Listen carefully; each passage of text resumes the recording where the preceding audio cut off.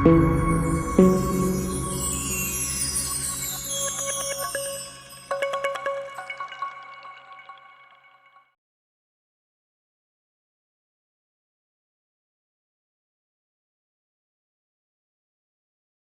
नमस्कार दोस्तों, एक बार फिर से हाजिर हूँ आपकी सेवा में एक नए वीडियो के साथ, एक नए टॉपिक के साथ। ये टॉपिक है रिक्रूटमेंट एंड ट्रेनिंग।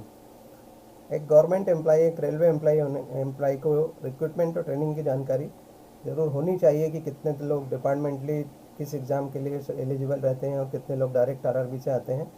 तो चलिए दोस्तों, इस वीडियो को स्टार्ट करते हैं। वीडियो स्टार्ट करने से पहले बता दूं दोस्तों कि अभी ऑब्जेक्टिव ज़्यादातर क्वेश्चन आ रहे हैं, तो ऑब्जेक्टिव के क्वेश्चंस का भी मैं बना रहा हूँ वीडियोस।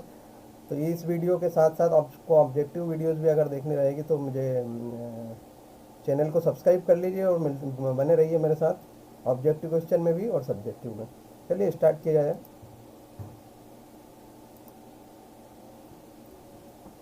रिक्रूटमेंट और ट्रेनिंग ये एक पर्सनल डिपार्टमेंट का मैटर है ये, कि कितने लोग कितनी रिक्रूटमेंट कहाँ से होता है डायरेक्ट और डिपार्टमेंटली, कौन से किस प्रोसेस के थ्रू उनका सिलेक्शन होता है, तो उसके बारे में है रिक्रूटमेंट ट्रेनिंग में सारी चीज़ें। तो चलिए उसी को समझ लेते हैं। तो इसके लिए दोस्तों IREM वॉल्यूम 1 का रिवाइज एडिशन 1989 का पैराग्राफ 201 से लेकर 204 के बीच में, इसके बारे में 244 टू 44 के बीच में इनको डिस्क्राइब किया गया है। उन्हीं को मैंने किसी तरह से शॉर्ट में कंपाइल करने की कोशिश की है। हालांकि वीडियो शायद है कि थोड़ी सी लंबी जाएगी, कारण कि काफ़ी बड़ा चैप्टर है। सारी ग्रुप के बारे में मैंने इसमें बताया गया। तो दोस्तों मेनली रेलवे में 4 ग्रुप होते हैं, group A, group B, group C और ग्रुप डी।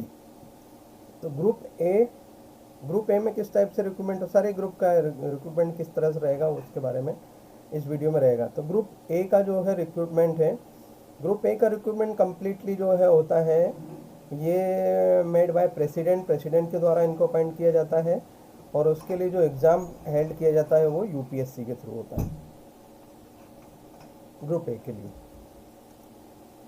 अब इसमें जो ट्रेनिंग आते हैं, मतलब उनको जो प्रोबेशनर बोलते हैं, तो probationer are required to 9 organise services. जो सर्विसेज जिन जिन सर्विसेज में आते हैं वो 9 सर्विसेज हैं। चलिए उन लोगों को, उन सर्विसेज को समझ लेते हैं। तो Indian railway services of engineering IRSC होता है। Indian railway services of mechanical engineering IRSME होता है। Indian railway services of electrical engineering IRSEE होता है।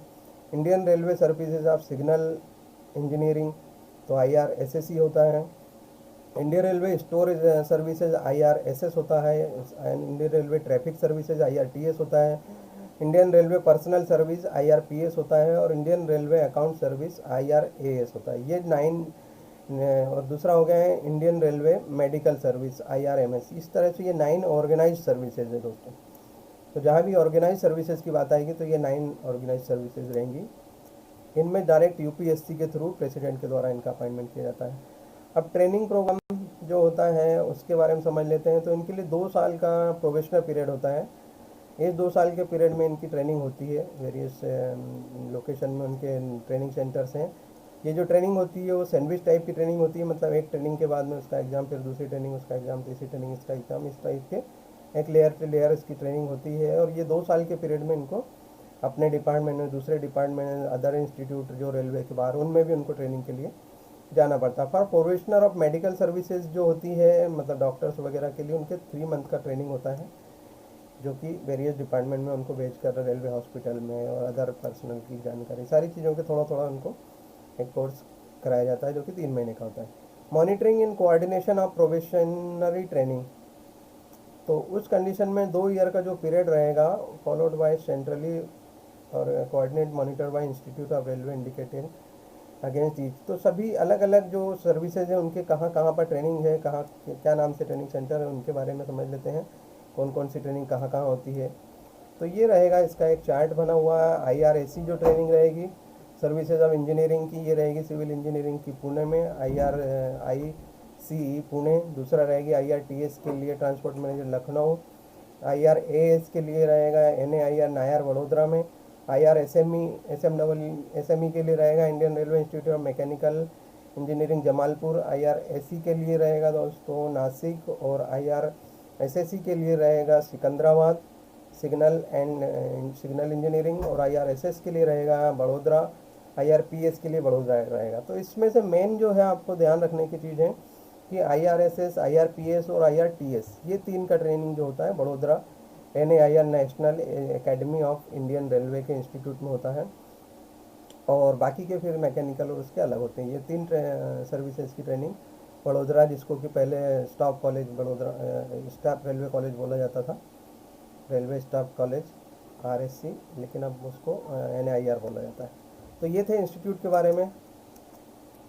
अब समझ लेते हैं कि जो ट्रेनिंग होती है वो किस तरह से होती है। तो 8 वीक का फाउंडेशन कोर्स होता है वो, जो कि नायर में बड़ोदरा में होता है, और फील्ड ट्रेनिंग होती है जो वेरियस डिपोज में, वर्कशॉप में, डिविजनल ऑफिसर्स हेडक्वार्टर में, प्रोडक्शन यूनिट में होती है। और 6 वीक इंडक्शन कोर्स होता है जो knowledge regarding working of their own department के वर्किंग जो होती है उनका होता है, और इंटरेक्शन विद अलाइंड डिपार्टमेंट और जो है फाइनेंशियल रोल्स के लिए होता है।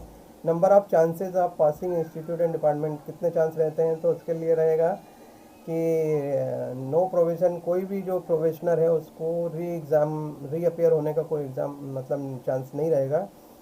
लेकिन कुछ कंडीशन होती है कि जब प्रोबेशनर मतलब उसकी कंट्रोल में नहीं होता है इस कंडीशन को, तो उस कंडीशन के लिए कुछ उसमें एग्जाम्पशन दिए गए हैं कि अगर सिकनेस या अदर कोई ऐसा रीजन बियॉन्ड द कंट्रोल रहता है तो उस कंडीशन में विद इन 3 मंथ उसका एक स्पेशल एग्जामिनेशन किया जाता है।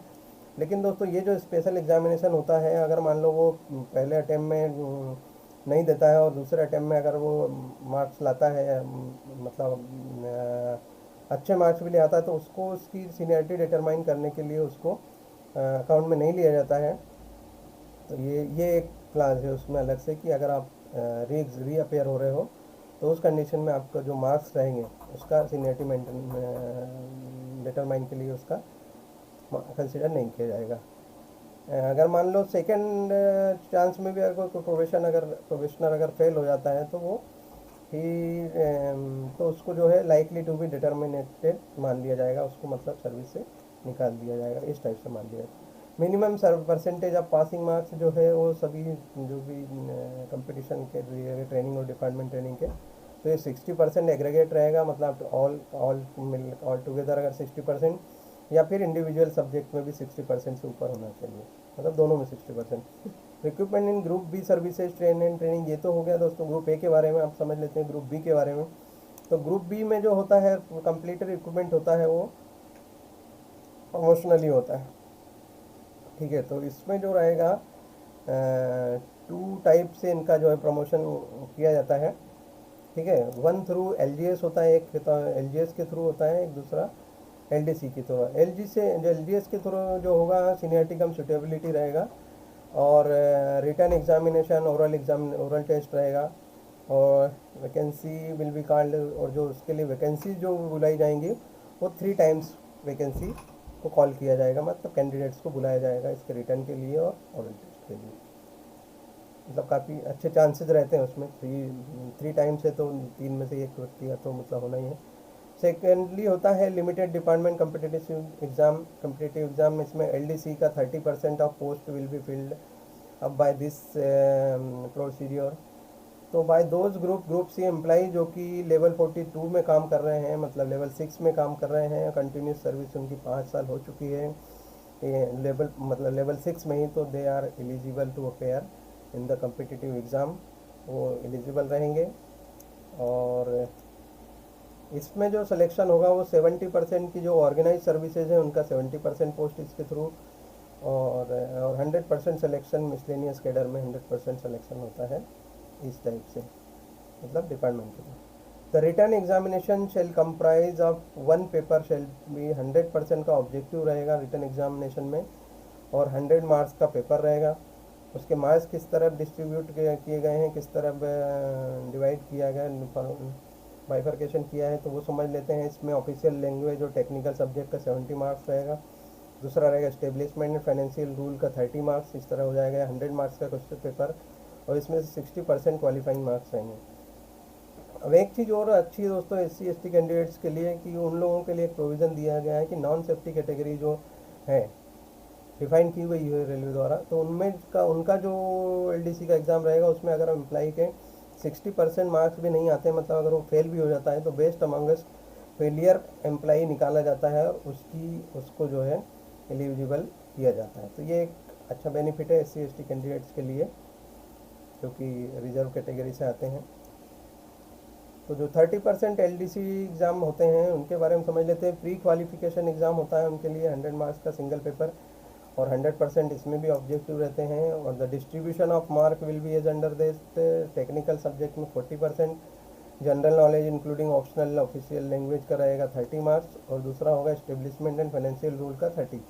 इस तरह 30 40 30 और 30 से 100 मार्क्स का क्वेश्चन पेपर रहेगा, और क्वालिफाइंग मार्क्स इसके भी रहेंगे। इसके रहेंगे 75%, क्योंकि ये प्री एग्जामिनेशन है तो प्री एग्जामिनेशन के लिए 75% मार्क्स रहेंगे।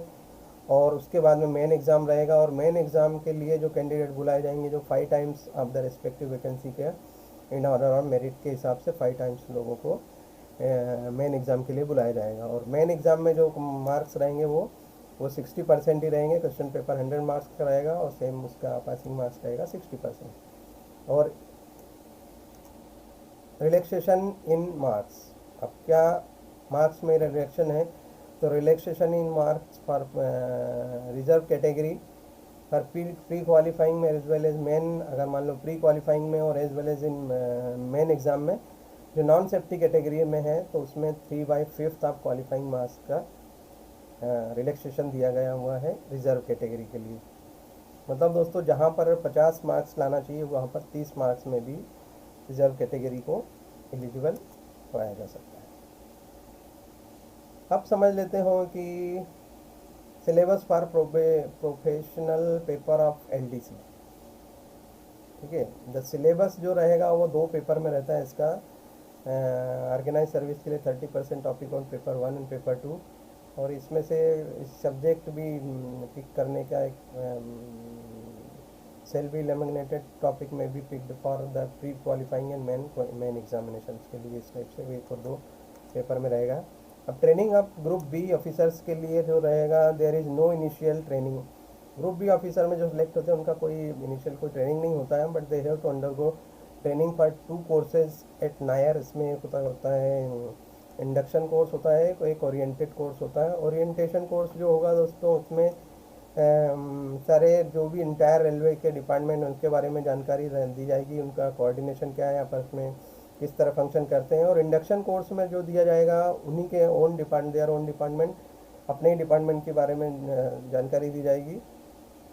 साथ ही जो अलाइड डिपार्टमेंट और फाइनेंशियल रूल्स है उसके बारे में बताया जाएगा इंडक्शन कोर्स में। Rules for the recruitment and training in group C and group D और वर्कशॉप के लिए। अब ग्रुप डी, ग्रुप सी और ग्रुप डी के लिए क्या रहेगा, तो recruitment railway will B lowest grade and जितने भी मतलब रिक्रूटमेंट होता है वो लोएस्ट ग्रेड में होता है। लेकिन कोई कोई सी ग्रेड ऐसे हैं जो कि इंटरमीडिएट ग्रेड में भी जो है उनका रिक्रूटमेंट होता है, तो जिसके लिए कि स्पेशल रेलवे एडमिनिस्ट्रेशन द्वारा एक अप्रूवल होता है रेलवे बोर्ड के द्वारा, उनको इनिशियल ग्रेड इंटरमीडिएट ग्रेड में भी डायरेक्ट रिक्रूटमेंट होता है। पीरियड ऑफ प्रोबेशन होता है 1 ईयर का, और इसके साथ ही जो भी एम्प्लॉय सेलेक्ट होगा, जो भी रेलवे एम्प्लॉय सेलेक्ट होता है उसके लिए हेल्थ सर्टिफिकेट के लिए मेडिकल एग्जामिनेशन होता है, उसमें फिट होने के बाद ही उसको सर्विस पर रखा जाता है। अब इस कंडीशन में एक कंडीशन होती है दोस्तों कि जैसे RRB से किसी एम्प्लॉय का सिलेक्शन हुआ है, और अगर मान लो वो RRB के ने जो एग्ज़ाम लिया था, मेडिकल लिया था, उसमें वो फिट होता है, लेकिन जब डिवीज़न अपॉइंटमेंट के समय जब एग्जामिनेशन लेता है मेडिकल, और उसमें अगर वो फेल हो जाता है या उस कैटेगरी के लिए फिट नहीं बचा, तो उस कंडीशन में वो एम्प्लॉय चाहे तो GM को अपील कर सकता है, और GM को पावर है कि वो उस कैंडिडेट को जिस कैटेगरी के लिए वो फिट हो रहा है उस कैटेगरी में उसको फिट मतलब एलिजिबल किया जा सकता है। ये पावर टू GM को इसका पावर होता है, GM चाहे तो ये कर सकते हैं। तो डेट ऑफ बर्थ पकड़ लेते हैं कि डेट ऑफ बर्थ जो है जो भी रहेगी एम्प्लॉय की, वो कहीं ना कहीं जो पेपर पे जो है वो कहीं और से कॉन्ट्राडिक्टरी नहीं होना चाहिए, मतलब सेम ही होना चाहिए कहीं से और से, जो उसने पहले कभी डिक्लेरेशन में कहीं और अलग नहीं होना चाहिए, सेम डेट होना चाहिए। अब समझ लेते हैं special representation of certain community का जो रिप्रेजेंटेशन है वो डायरेक्ट रिक्रूटमेंट और प्रमोशन में जो रहेगा वो पूरी तरह से फॉलो होना चाहिए। मेथड ऑफ मेकिंग अपॉइंटमेंट जो है कौन कौन से रहेंगे, तो direct recruitment to group C post to the Indian railway will be made through RRB के द्वारा किया जाएगा, रेलवे रिक्रूटमेंट बोर्ड। कितने रेलवे रिक्रूटमेंट बोर्ड है दोस्तों? 21 रिक्रूटमेंट रेलवे रिक्रूटमेंट बोर्ड है। एडवर्टाइजमेंट दिया जाएगा उनका properly first week of March में एनटीपीसी के लिए, और फर्स्ट वीक ऑफ सितंबर में ऑल टेक्निकल ट्रेड के लिए जो दिया जाएगा। Relaxation of the age limit, वो तो एज लिमिट जो है by 5 year for SC ST के लिए है, ओबीसी के लिए 3 ईयर है, और जो और साथ ही साथ जो 3 साल का जो अप्रेंटिस कैटेगरी है उसके लिए अगर कोई सर्विंग एम्प्लॉई है रेलवे में जो ऑलरेडी सर्विस में, और अगर वो किसी डायरेक्ट रिक्रूटमेंट के अगेंस्ट मतलब अप्लाई करता है तो उसको जो है 5 ईयर का डायरेक्ट रिक्रूटमेंट अगर करता है और इनिशियल ग्रेड के लिए करता है, इनिशियल कैटेगरी के लिए तो उसको 3 साल है, और इंटरमीडिएट कैटेगरी के लिए करता है तो उसको 5 साल का रिलैक्सेशन दिया गया है जो सर्विंग एम्प्लॉई है उसके लिए। ठीक है। Group D employees applying for the recruitment of group C post, apprentice being allow relaxation जो है ग्रुप डी के लिए, but it should not exceed 10 year, लेकिन वो 10 साल से ज़्यादा नहीं होना चाहिए, और साथ ही साथ जो सीलिंग लिमिट है 30 ईयर वो भी अप्रेंटिस कैटेगरी के लिए जो है वो भी होना चाहिए। मतलब ये कहने का कि ग्रुप डी का एम्प्लॉय अगर ग्रुप सी के लिए अप्लाई करता है तो उसको जो है एज रिलैक्सेशन है वो नॉट एक्सीडिंग 10 ईयर होना चाहिए। For direct recruitment to all group C और ग्रुप डी सर्विंग एम्प्लॉय जो है उसके लिए 3 year will be given as relaxation subject to upper age limit of 40 year in case of general candidate and 45 in case of SC ST. अगर कोई group D और group C का employee किसी other post के लिए apply करता है जो ऑलरेडी सर्विस में है, मतलब वो लोग, और तो उनको 3 साल का एज रिलैक्सेशन दिया जाएगा, लेकिन वो चीज़ ध्यान रखी जाएगी कि जो 3 साल का एज रिलैक्सेशन है वो 40 ईयर को क्रॉस नहीं होना चाहिए जनरल कैंडिडेट के लिए, और जो 45 year in case of SC ST के लिए। अब समझ लेते हैं कि up to 45 years in respect of displaced person who migrate, ऐसे पर्सन जो कि माइग्रेट हुए हैं कहाँ से, ईस्ट पाकिस्तान जो कि बांग्लादेश है उससे, और ईस्ट पाकिस्तान या बांग्लादेश से माइग्रेट होकर अगर इंडिया आए हैं तो उन लोगों के लिए 45 ईयर का दिया गया है age relaxation. A candidate who is within the minimum and maximum age limit for particular date, जो भी नोटिफिकेशन में डेट दी हुई रहती है, एक होता है डेट लोअर एज का और अपर एज का, तो दोनों डेट को इंक्लूड किया जाता है, और दोनों एज में जो एम्प्लॉय फिट हो गया और अगर उसका सिलेक्शन हो जाता है और फाइनली और जब उसका एक्चुअली जब अपॉइंटमेंट होता है और उस समय अगर उसकी एज अपर लिमिट क्रॉस कर भी जाती है तो वो एलिजिबल ही रहेगा। मतलब जो पेपर नोटिफिकेशन में जो डेट रहेगी अगर उसमें वो फिट बैठता है तो चाहे उसका एक्चुअल अपॉइंटमेंट कभी भी हो वो एलिजिबल रहेगा। There will be a reservation in vacancy group C और डी में 4% जो है हैंडीकैप्ड के लिए जो मतलब रिजर्व रखा गया है, और ये 4% जो है 1% हियरिंग कैपेसिटी, 1% ब्लाइंडनेस के लिए, 1% लोकोमोटर डिसेबिलिटी के लिए, और 1% ऑर्थोपेडिकली हैंडीकैप्ड के लिए रखा गया है। एज रिलैक्सेशन है हैंडीकैप्ड के लिए 10 ईयर का, अगर उसमें भी SC ST है तो 10+5 है, OBC है तो 10+3 रहेगा, और अगर जनरल है तो 10 ईयर रहेगा। No examination fee for handicapped person, ये तो क्लियरली है ही। एम्प्लॉयमेंट फॉर एक्स सर्विसमैन के लिए कोटा दिया हुआ है, पर ग्रुप डी के में है 20% है, और ग्रुप सी में दिया हुआ है 10%। एज रिलैक्सेशन तो पीरियड ऑफ सर्विस जो जितनी उसने सर्विस की है वो पीरियड प्लस 3 ईयर का एक्सटेंशन उसको दिया जाता है, और अप्रेंटिस कैटेगरी के लिए 40 ईयर होना चाहिए। Benefit of age relaxation to ex serviceman में भी एक्सटेंडेड, उसकी बेनिफिट जो एज रिलेक्शन है उसको एक्सटेंड किया जा सकता है if they apply for against unreserve post के लिए अगर अप्लाई करते हैं तो। एलिमिनेशन ऑफ वीओस या फिर इंटरव्यू फॉर आरआरबी रिक्रूटमेंट में जो थे इंटरव्यू होता था उसको बंद कर दिया गया है, एलिमिनेट कर दिया गया है। तो एनटीपीसी के लिए जो रहेगा जो कि अंडर ग्रेजुएट या ग्रेजुएट कैटेगरी में है उसके लिए 2 स्टेज रिटर्न एग्जामिनेशन रहेगा। सेफ्टी कैटेगरी के लिए single stage written examination followed by psycho test, और हिंदी असिस्टेंट के लिए single written followed by qualifying translation test with 90% of marks. And law assistant, teachers और टेलीफोन ऑपरेटर इनके लिए जो रहेगा single written examination followed by interview. और ये रहेगा remaining category single written examination, no interview. अब समझ लेते हैं recruitment in group D post. Group D की पोस्ट में रिक्रूटमेंट कहाँ से होता है, तो ग्रुप डी की पोस्ट में जो जोनल रेलवे के द्वारा डायरेक्टली उनका रिक्रूटमेंट किया जाता है, और जो कि आरआरसी के द्वारा किया जाता है, has been quarter and handling this work, वो अपना काम करते हैं। The cell is headed by the deputy CPO recruitment के द्वारा, जो कि जेडी ग्रेड होते हैं या फिर सिलेक्शन ग्रेड के, विथ असिस्टेंट स्टाफ के साथ ही।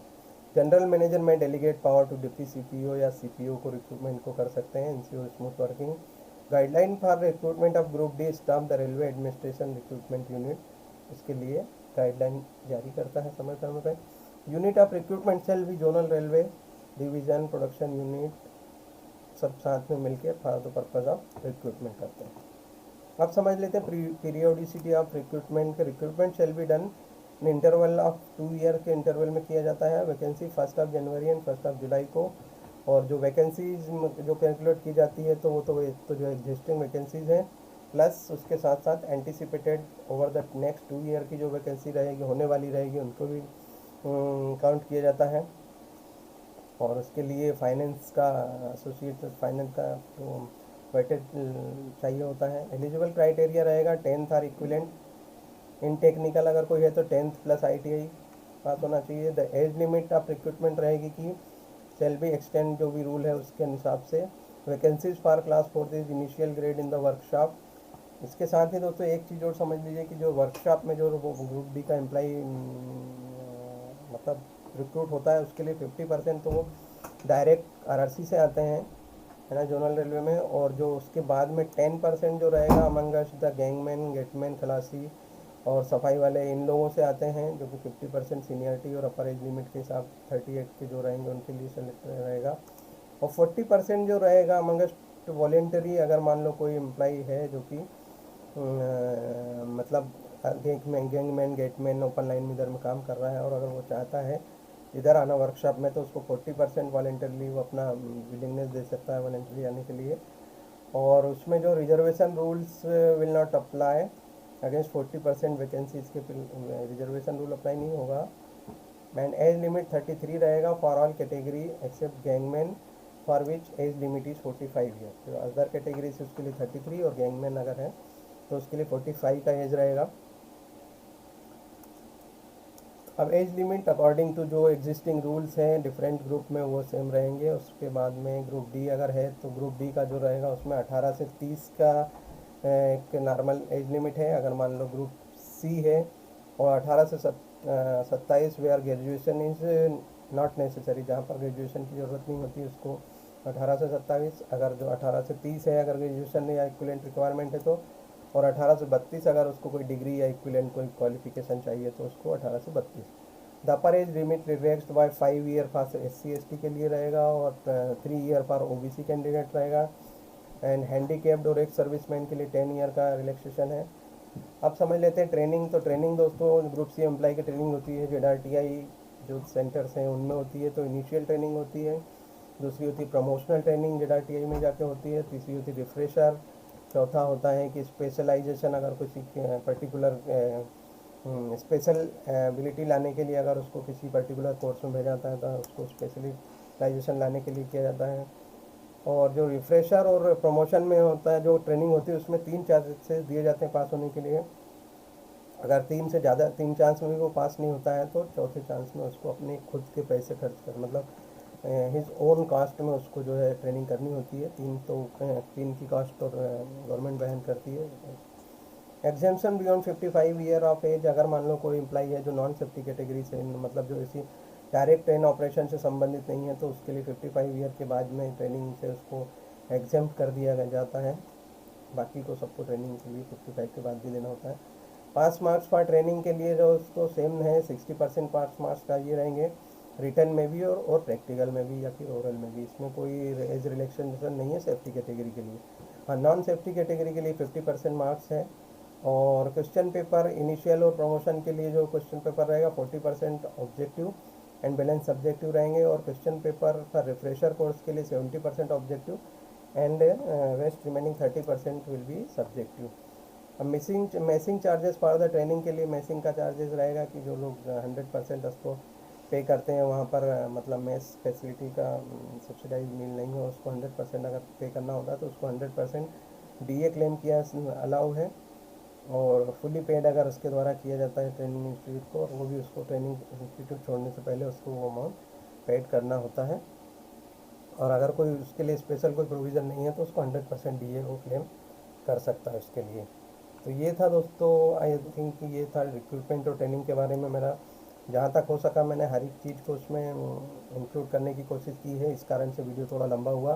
तो दोस्तों वीडियो देखने के लिए एक बार फिर से मैं आपको धन्यवाद देना चाहूँगा, और एक साथ ही साथ ये भी बोलना चाहूँगा कि अगर आपको मेरी वीडियो पसंद आती है तो लाइक, शेयर और सब्सक्राइब करें, ताकि मुझे एक मोटिवेशन मिला भी मैं इस टॉपिक पे इस तरह से आप लोगों से जुड़ने के लिए। तो अगर आपको किसी तरह से मुझे कोई क्वेरी करनी है या डायरेक्ट कांटेक्ट करना है तो आप मुझे इस नंबर पे कांटेक्ट कर सकते हैं, या फिर मेल पे मेल भी कर सकते हैं। अगर आपको पीडीएफ चाहिए रहेगी मेरी वीडियोस की तो आप पीडीएफ के लिए भी मुझे मैसेज या मेल कर सकते हैं, तो मैं कोशिश करूँगा आपको पीडीएफ भी भेजने का। तो ये था दोस्तों आज के इस वीडियो में, जहाँ तक कि ट्रेनिंग और रिक्रूटमेंट के बारे में आपको काफ़ी कुछ जानकारी मैंने शेयर करने की कोशिश की। आपको शायद है कि आपको वीडियो पसंद आया होगा। तो चलिए मिलते हैं नए वीडियो के साथ और नए एक टॉपिक के साथ और नए दिन की शुरुआत के साथ मिलेंगे। तब तक के लिए मैं आपसे इजाज़त चाहूँगा। तब तक अपना ध्यान रखिए और इसी तरह पढ़ते रहिए, हंसते रहिए, मुस्कुराते रहिए। मिलते हैं नेक्स्ट वीडियो में, तब तक के लिए गुड बाय।